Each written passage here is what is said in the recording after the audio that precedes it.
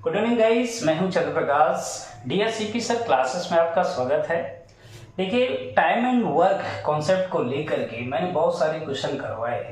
अब देखिए, बहुत शानदार question session day by day करवाता रहूंगा। सेशन स्टार्ट करने से पहले एक छोटी सी शायरी। सेशन स्टार्ट करने से पहले छोटी सी शायरी। बुरा वक्त एक ऐसी तिजोरी है, बुरा वक्त एक ऐसी तिजोरी है जहाँ पे सफलता के हथियार मिलते हैं। बुरा वक्त एक ऐसी तिजोरी है जहाँ पे सफलता के हथियार मिलते हैं। एक छोटी सी शायरी के साथ स्टार्ट करने जा रहे हैं सेशन। बहुत धमाकेदार क्वेश्चन होंगे। इन क्वेश्चन में थोड़ा सा पेशेंस बना के रखना है। लैंग्वेज जरूर बड़ी है, बट आपको हर एक बार कॉन्सेप्ट बाय कॉन्सेप्ट समझ में आएगा। और पेशेंस बना के रखें, समझने की कोशिश करें कि क्वेश्चन में बोला क्या गया है। क्वेश्चन को सबसे पहले रीड किया जाए, आफ्टर दैट स्टार्ट करते हैं सॉल्यूशन पे। देखिए, यहाँ पे क्वेश्चन में पढ़ा क्या गया है कि A plus B can do a piece of work in 12 days, B can do the same piece of work in 16 days, A work for 5 days, B work for 7 days, and C completed the remaining work in 13 days. तो how many days will A, B and C can do this alone? तो देखिए, हिंदी में भी इस question को समझ लीजिएगा कि A plus B किसी काम को 12 दिन में कंप्लीट कर सकते हैं और B और C उसी काम को 16 दिन में कंप्लीट कर सकते हैं। A उस काम को 5 दिन करता है एंड B उस काम को 7 दिन करता है और इसके बाद छोड़ देते हैं। तो C जो है शेष बचे हुए काम को कितने दिन में करता है? 13 डेज में करता है। तो आपको बताना है कि वे अकेले उस काम को कितने दिन में कर लेंगे। तो देखिएगा, क्वेश्चन को स्टार्ट करने से पहले थीम को समझना बहुत जरूरी है कि A प्लस B दोनों मिलकर के जो कार्य को कर रहे हैं वो कितने डेज में कर रहे हैं? 12 डेज में कर रहे हैं। एंड B प्लस C उसी कार्य को जो कर रहे हैं वो कितने डेज में कर रहे हैं? 16 डेज में कर रहे हैं। तो सबसे पहला काम मैंने जो बताया था कि इन डेज का एलसीएम लेना है। एलसीएम का मतलब है लासापा लेना है। तो लासापा कितना हो जाएगा भाई? 48। Okay note. तो 48 जो आया ये टोटल क्वांटिटी ऑफ वर्क है। ये क्या है? Total quantity of work. अब देखिएगा, 48 unit A plus B 12 days में कर रहे हैं तो पर डे कितना कर रहे होंगे? 4 यूनिट आपका पर डे कर रहे हैं। Okay note. एंड इसके बाद देखिएगा, 48 unit B plus C 16 days में कर रहे हैं। इसका मतलब पर डे कितना कर रहे हैं? 3 यूनिट कंप्लीट कर रहे हैं। ठीक है, यहां तक किसी को कोई परेशानी नहीं होना चाहिए। आप देखिएगा जरा ध्यान से। अब यहाँ पे A की इफिशिएंसी हमें नहीं पता। अगर हम A के बिहाफ पे अगर काम करवाना चाह रहे हैं तो हम कैलकुलेट नहीं कर सकते। तो A ने जो काम किया है वो कितने डेज किया है भाई? 5 डेज किया। एंड B ने जो काम किया है कितने डेज काम किया है? 7 डेज काम किया है। एंड C ने जो काम किया है वो कितने डेज किया है भाई? 13 डेज काम किया है। तो थीम को समझने की कोशिश करिएगा जरा कि हमें A की अकेले इफिशिएंसी नहीं पता, ना B की अकेले इफिशिएंसी नहीं पता और ना ही C की अकेले इफिशिएंसी पता है। तो जब तक इनकी इफिशिएंसी नहीं निकालेंगे तब तक हम इनका टोटल क्वांटिटी ऑफ वर्क तो अपन को पता है, लेकिन इंडिविजुअल अकेला इनका टाइम नहीं निकाल पाएंगे कि कौन कितने दिन में करेगा। तो देखिएगा जरा ध्यान से, A प्लस B की इफिशिएंसी पता है, इसका मतलब है हम दोनों को साथ साथ कितने दिन काम करवा रहे हैं? 5 डेज। Okay note. अब देखिएगा जरा ध्यान से, B को करना था कितने दिन? 7 डेज, लेकिन 5 दिन A के साथ कर चुका। अब मैं B प्लस C यानी 2 डेज, समझने की कोशिश करिएगा भाई। यहाँ पे 2 डेज इसके साथ करवा दिया। इसका मतलब C को करना तो कितने दिन था? 13 डेज पे, लेकिन 2 दिन किसके साथ C कर चुका? B के साथ कर चुका। तो इसका मतलब C ने अकेले कितने डेज काम किया भाई? आपका 11 डेज काम किया। ठीक है, उम्मीद करता हूं यहाँ तक ये बात समझ में आई होगी। अब देखिएगा जरा ध्यान से, A प्लस B की जो इफिशिएंसी है कितना यूनिट है? 4। लेकिन 5 डेज में कितना कर लेंगे? 4 मल्टीप्लाई बाई 5। इसका मतलब कितना यूनिट कंप्लीट हो गया? 20। लेकिन देखिएगा, B प्लस C की इफिशिएंसी कितनी है? 3। लेकिन 2 डेज में कितना करेंगे? 3 मल्टीप्लाई बाई 2 तो कितना हो जाएगा भाई? 6। तो आपका टोटल काम कितना कंप्लीट हो गया? 26। यानी 26 अगर आप 48 में से माइनस करेंगे यानी 48 में से माइनस किया 26 तो आपका कितना आया भाई 22 यूनिट काम होना बाकी था। और जो कौन कर रहा था भाई, सी कर रहा था। कितने डेज में, तो सी की इफिशिएंसी कितनी निकल आएगी 22/11 का मतलब है 2 यूनिट पर डे। सी की इफिशिएंसी अकेली आ गई कितनी 2 यूनिट पर डे। और जबकि आपको पता है कि बी प्लस सी की इफिशिएंसी कितनी है भाई, बी प्लस सी की जो इफिशिएंसी है वो कितनी है आपका 3 यूनिट, यानी सी की आपकी अकेले कितनी हो गई 2, तो बी की जो इफिशिएंसी आई कितना आया 1। बात क्लियर है। अब बी की भी इफिशिएंसी पता चल गई। और जबकि ए प्लस बी की जो इफिशिएंसी है वो कितना है भाई 4, तो यहाँ पे बी की जो इफिशिएंसी है 1, तो ए की इफिशिएंसी कितनी हो गई 3। बात क्लियर है, हाँ या ना। ठीक है, अब देखिएगा जरा ध्यान से, अगर हम पूछें कि ए टोटल काम को कितने दिन में कंप्लीट करेगा, तो भाई देखिएगा यहाँ पे जो है ए के द्वारा ए की इफिशिएंसी कितनी 3, तो आपको 48 को काम करने में कितना टाइम लगेगा 48 डिवाइडेड बाय 3 तो कितना हो जाएगा 16 डेज में ए अकेला काम को कंप्लीट कर लेगा। अगर बी पे बात करें, टोटल क्वांटिटी ऑफ वर्क कितना है 48 है, लेकिन बी की इफिशिएंसी कितनी है भाई 1, तो बी को कितना टाइम लगेगा 48 डिवाइडेड बाय 1, तो आपका आंसर कितना होगा 48 डेज। ठीक है, अब सी की इफिशिएंसी कितनी है 2, लेकिन काम कितना होना है 48, तो सी अकेला कितने दिन में कर लेगा भाई 48 डिवाइडेड बाय 2, इसका मतलब आंसर कितना हो जाएगा 24। ठीक है, उम्मीद करता हूं ये क्वेश्चन पूरी तरीके से आपको समझ में आया होगा। चलिए नेक्स्ट क्वेश्चन पे बात कर रहे हैं। देखिए क्वेश्चन भी आपके सामने बहुत ही अच्छा शानदार क्वेश्चन है। पहले क्वेश्चन की लैंग्वेज को रीड किया जाए कि A work for 2 days then B complete the remaining work in 9 days. इसका मतलब ये है कि जब ए पहले 2 दिन काम करता है तो शेष बचे हुए काम को बी 9 दिन में कंप्लीट करता है। ए जब 3 दिन काम करता है तो बी शेष बचे हुए काम को 6 दिन में कंप्लीट कर लेता है। तो आपको ये बताना है कि वो कार्य को ए और बी अकेले कितने कितने दिन में कंप्लीट कर लेंगे, ये आपको बताना है। तो देखिएगा जरा ध्यान से कि अगर मुझे नहीं पता कि ए की इफिशिएंसी क्या है, तो मैंने इफिशिएंसी माना ए की इफिशिएंसी ए है और बी की इफिशिएंसी क्या है बी है। तो ए ने अगर 2 डेज तक काम किया तो इसका मतलब ए कितना काम कर लेगा 2a। ठीक है, एंड शेष बचा हुआ काम किसने किया बी ने कितने दिन में काम किया 9 डेज में, इसका मतलब बी एंड मल्टीप्लाई बाई 9, तो 9 भी ये क्या आ गया टोटल क्वांटिटी ऑफ वर्क आ गया। एग्री या नॉट। अगर ए 2 दिन काम करता तो शेष काम बी 9 दिन में कंप्लीट कर लेता, तो ये क्या आ गया टोटल क्वांटिटी ऑफ वर्क आया। अब देखिएगा कंडीशन दूसरी बदल रही है कि अगर ए 3 दिन काम करता तो शेष बी कितने दिन में कर लेता 6 दिन में, तो बेटा तब भी टोटल क्वांटिटी ऑफ अगर निकालेंगे तो 3a n प्लस आपका क्या हो जाता 6b। यहां से भी बेटा क्या है टोटल क्वांटिटी ऑफ वर्क है, और किसी काम का टोटल क्वांटिटी ऑफ वर्क कभी भी डिफर नहीं हो सकता, सेम ही होगा। तो इसका मतलब है 2a n plus 9b equal valent होना चाहिए 3a प्लस 6b के। ठीक है, तो यहां से a को a सेपरेट करिए, b को b सेपरेट करिए, तो 3b इक्वल वैलेंट हो जाएगा a के, यानी a इक्वल वैलेंट कितना हो जाएगा 3b के, तो a डिवाइडेड बाय b हो जाएगा 3 डिवाइडेड बाय 1 के। यानी a की जो इफिशिएंसी आया वो 3 यूनिट पर डे और b की जो इफिशिएंसी आया कितना आया 1 यूनिट पर डे। अब देखिएगा जब तक टोटल कार नहीं निकाल पाएंगे तब तक इनका अलग अलग टाइम नहीं निकाल सकते। टोटल कार कैसे निकालेंगे, TW इक्वल वैलेंट कितना हो जाएगा, देखिए a की इफिशिएंसी क्या है 3, b की इफिशिएंसी क्या है, तो 2 multiply by 3 n plus 9 multiply by 1, तो यहाँ से कितना हुआ 6 और यहाँ से हुआ 9, तो आपका कितना आ गया 15 यूनिट आपका क्या है भाई टोटल कार है। अब 15 यूनिट को a के द्वारा करना है तो a को कितना टाइम लगेगा, देखिएगा कि ये पर डे कितना कर रहा है 3 यूनिट, तो 15 यूनिट करने में कितना टाइम लगेगा 15 डिवाइडेड बाय 3 तो कितना डेज भाई 5 डेज आपका आंसर होगा। ये किसके द्वारा, ये ए के द्वारा। अगर बी की बात करें 15 यूनिट काम कराना है लेकिन पर डे बी कितना कर रहा है 1 यूनिट कर रहा है, तो बी को 15 यूनिट करने में कितना टाइम लगेगा 15 डेज। Okay note.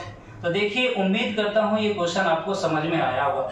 कुछ भी नहीं है देखिए क्वेश्चन में, सिर्फ आपको ये करना है भाई, टोटल क्वांटिटी ऑफ वर्क निकालेंगे, दोनों को बैलेंस करेंगे यानी इक्वल करेंगे, तो ए और बी की क्या आ जाएगी, यहाँ से इफिशिएंसी आ जाएगा। और जैसे इफिशिएंसी आया तो इफिशिएंसी मल्टीप्लाई बाय अगर टाइम कर देते हैं तो वहां से क्या निकलता है, टोटल वर्क निकलता है, टोटल कार निकलता है। जैसे टोटल आपने कार निकाला तो अगर ए की इफिशिएंसी पता है, बी की इफिशिएंसी पता है, तो टोटल कार डिवाइडेड बाय आपकी इफिशिएंसी, वहां से क्या आ जाएगा, ए का टाइम आ जाएगा, यहाँ से क्या आ जाएगा, बी का टाइम आ जाएगा। ठीक है, उम्मीद करता हूँ ये क्वेश्चन पूरी तरीके से आप समझ गए होंगे। चलिए नेक्स्ट क्वेश्चन पे बात करने वाले हैं, बने रहिए, शानदार सेशन होता रहेगा कंटिन्यू। ओके, चलिए नेक्स्ट क्वेश्चन देखिए, ये बहुत ही अच्छा क्वेश्चन है। क्वेश्चन को रीड किया जाए कि A can do a piece of work in 80 days, A किसी काम को 80 दिन में कर सकता है। A work for 10 days, A 10 दिन तक काम करता है। Then B complete the remaining work in 42 days, then का मतलब ये है कि तब बी शेष बची हुई कार को 42 दिन में कंप्लीट कर सकता है यानी करता है। तो आपको बताना है कि भाई दोनों मिलकर के यानी ए प्लस बी दोनों मिलकर के साथ साथ उस काम को कितने दिन में कंप्लीट कर देंगे। तो देखिएगा जरा ध्यान से, थीम को समझने की कोशिश करिएगा कि ए आपका किसी काम को कितने डेज में कर रहा है, 80 डेज में कर रहा है। इसका मीन्स ये है कि भाई ए की जो इफिशिएंसी है आप अपने अकॉर्डिंग हो सकता है कि आपका क्या है, पर डे 1 यूनिट कर रहा है, पर डे 1 यूनिट कर रहा है, तो इसका मतलब है कि 80 डेज में किया, तो इसका मतलब काम इसने कितना किया, 80 यूनिट किया। तो टोटल अगर वर्क की बात करें वो कितना है भाई, 80 यूनिट है। ठीक है, थीम को समझने की कोशिश करिएगा। ए की इफिशिएंसी हमने माना 1, इसका मतलब पर डे 1 यूनिट कर रहा है, तो 80 डेज में कितना यूनिट किया होगा, 80 यूनिट किया होगा। तो इसका मतलब ये क्या आया, टोटल क्वांटिटी ऑफ वर्क आया। अब देखिएगा जरा ध्यान से, ए ने सिर्फ लेकिन काम कितने दिन तक किया भाई, 10 डेज तक काम किया, तो इसका मतलब है कि कितना यूनिट कर दिया भाई, 10 यूनिट काम को कंप्लीट कर दिया।